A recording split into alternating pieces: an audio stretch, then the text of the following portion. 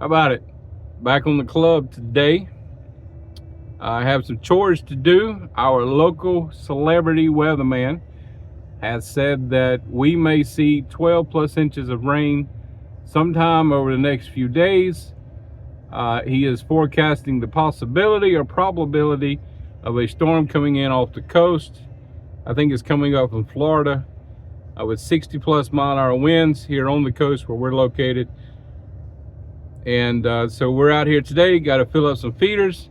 I'm going to check some tree stands. This piece of land is full of pines, tall pines. And if you know anything about these pines, when that wind gets to moving, those pine trees move back and forth, you know, a lot. So we got some tree stands we need to check on, got some ground blinds we need to make sure are secure. And again, we got feeders we need to fill up so that we don't have to worry about this stuff next week when the weather gets bad.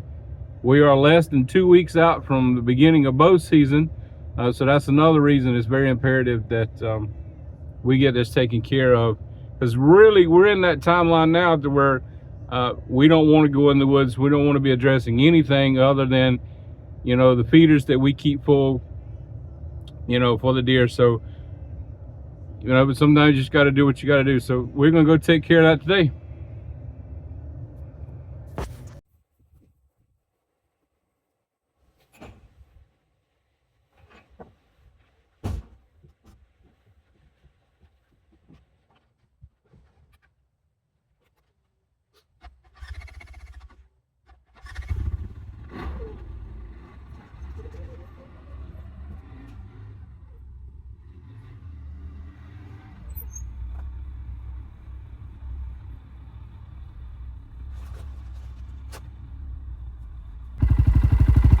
Well, we're about to creep into the bear stand.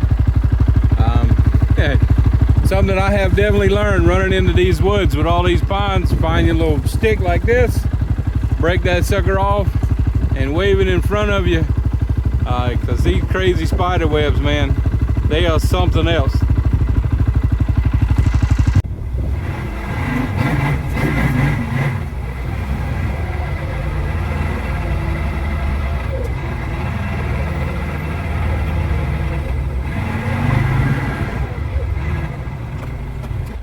Alright guys, you have to forgive me for the shake. That's just camera mounted this four-wheeler. But this is the bear stand. This is the one, if you watched the video with we had the bachelor name on the title of the video, and I'll try to put a description down in the link down at the bottom, or link in the description I should say. I got that backwards. But there was a bear, there was a video of the bear moving, one bear. Right here you can see the moultrie bag hanging on the side of the tree here, but right behind that tree there was a still photo and it said 3 bears, and that's where they were, just a couple feet behind that stand there. And we do not feed the bears. Our plan is not to feed the bears. Take a quick look in these woods here. Our plan is not to feed the coyotes or the raccoons or the squirrels or the rabbits or the possums or whatever comes in here and eats this corn. However, if feeding the deer in this area, and we do have deer on camera here, if feeding the deer in this area keeps the bears coming in here and eating this feed and keeps them in this spot, keeps them from moving around the club and pushing the deer around, then so be it. Good on us. So let's get them baited up.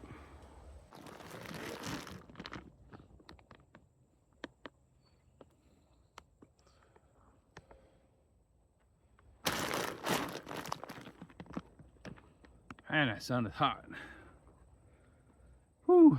Well, I wasn't gonna film this, but I got it on camera a little while ago, and I got one the first time. That doesn't happen, so let's see what happens this time. Man, 2 in a row, doing something right today. No doubt about it. I even cut the four-wheeler off so the camera wouldn't vibrate. All right, let's get at it.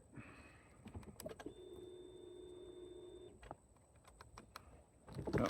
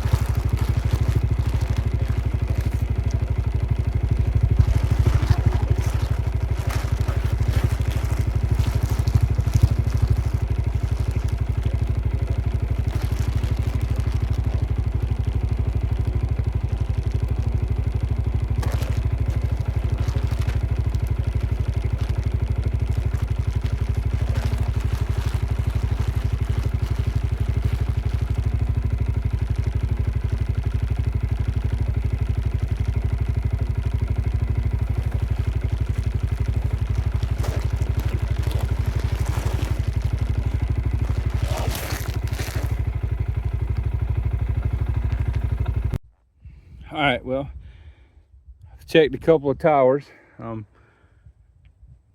Did not want to film those. Got some thunder in the background and it's hot, but got this one. You can see I gotta put some string on it here. Got it tied to a tree here. Got it tied to a tree there. Try to tie it close to the bottom because, you know, like I said, these trees will move. But got that one secured. Go check a couple more. Do something else. All right. Well, here's a question for you. Before I ask it, let me lay out a little bit here. This is a small club, about 1,300 acres, but it's few in members. I think 10 to 12 members is all we have here. This club, this 1,300 acres is harvestable timber. It is tall pines is what it is. Half of it has been harvested. Half of it right now is in small pines, or I should take that back. Say 50% of it is tall pines, 40% of it is small pines, 10% of it has been sheared, possibly bedded, I'm not sure. But that's our ratio. Now, you can look on Google Earth at this piece of property and you can see the ditches on this piece of property, being that it is harvestable pines that they harvest the trees off of it. And the ground is flat. The property owners or the companies with the logging permits or contracts or whatever will come in and cut ditches to drain this flat ground. So if you look at this ground on Google Earth, you can see the ditches and you can see well-defined bottoms. You can see well-defined bottoms where the pine trees will line a thicket of hardwoods. And I've also learned, talking with some of the loggers, that if you see the pine tree rows change directions, you know, they lay these rows out like you would a garden, but if you see them intersect in a funny direction or you see them change directions, means that there's something there. Either there's a bottom there or there's a ditch line there. Maybe you can't see it on Google Earth, but if they change directions or they tee up like this, there's definitely something there. So now that you know that, if you're 2 weeks out from bow season and your celebrity weatherman says you're getting 12 plus inches of rain in the next week, where are you going to hunt? Where are you going to focus on? If I focus on the bottoms, which is usually the transitions, it's usually a little cooler there. The bottoms are going to be full of water. This place holds water. It's flat. It takes a while for that water to drain off. Those ditches get clogged up and that water will sit there. One of the stands that I preferred to hunt, we had a storm come up the coast last year, dumped, I think, 15 inches of rain on us. And there was 2 foot of water at the base of that tree stand. So I lost 4 weeks of hunting out of that tree stand.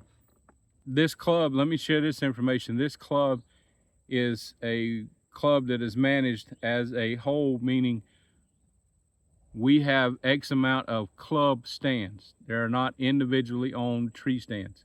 Now, some people may have their favorites. Of course, I have mine. I like to bow hunt, so I have my favorite stands, which works best for me, and I'm left-handed, which also plays into which stands work best for me. But there are no individually owned, I'm the only person that sits this tree stand type stands on this club. So I know which stands will flood when we get this amount of rain. I know which stands are good for bows when we get this amount of rain.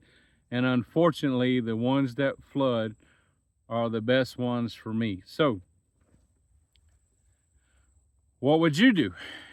Would you put on some waders and just wade into knee-high water, you know, 2 foot of water to get to that stand and hope that those deer maintain their southern patterns, their summer patterns, and they just come tromping through the swamp? Or would you look for somewhere else? Would you look for, you know, a stand that I know is going to be on high ground and see if there's some way I can, you know, move the corn pile or something that would allow a left-handed bow hunter to hunt out of it? So you tell me. It's kind of a quandary. We're 2 weeks out. It's kind of late to make this decision, but you know, rain's coming. place is going to flood for a little while. Everybody knows that. The fortunate thing is, out of the members of this club, the 10 or 12 members we have, there's only 3 or 4 of us that bow hunt. And then work schedules kind of keep us from hunting at the same time. So it's not like you have to come down here and fight for a place to sit. It's not like that at all. But what is going to happen is the best stands that work for me are going to flood. That's going to happen. So what do? Do I buy some waders and just wade in? Do I go in and find a high tree, a high hill? Because they're there. This is harvested land. Like I told you, the skidders come through, and they come through and plow, and they come through in third row. They make mounds. There are mounds that are going to stick out of the water like islands. I can go into those mounds, and I can put some feed out on those mounds, and then buy me some waders and wade into those tree stands and try to hunt out of them. Or do I drop back and punt and try something completely new 2 weeks into the game? Do I go in and risk pushing bucks off of stands that someone else may get a shot at because they don't have to go in and make any modifications? Kind of a moral hunter's etiquette quandary there. So if you watch this video and you have an opinion, how about hit me up, tell me what you think, because it is a quandary. All right, let's do something else. All right, that's a wrap. It's man, it's hot, but you know what, I'm not going to say that. You know, when I was a kid, we used to have evangelists come to our church. It got real popular for a time to teach what it was called name it and claim it, telling you to claim what you want, you know, name what you want, claim it, go get it, which affectionately became known as blab it and grab it. So I'm going to tell you that, man, it's cold outside. I was freezing today. So that, hopefully that brings in the cold air a little sooner. But anyway, got the lean-tos looked at, got the towers looked at, ground blinds. I didn't show you the lean-tos and the towers. Some thunder in the background. Mosquitoes are bad. I'm trying to get a lot done out here by myself this afternoon and get back to the house. But I did show you the ground blind and just tied them off to the bottom of the trees there. I got the deer feed put out. Got everything ready. Hopefully we're ready for this rain to come in. I noticed that some of the equipment that was on the edges of our property from where they're logging around us has been moved. I'm guessing they're planning on, you know, the heavy rain too. They know that it floods. So anyway, appreciate you watching. Let's go do something else. Well, how about it? It's Sunday, August 11th. Early deer season here where I'm at starts August the 15th. We just finished up with Tropical Storm Debby. And I came out to the club today to get everything checked out, but look at this mess.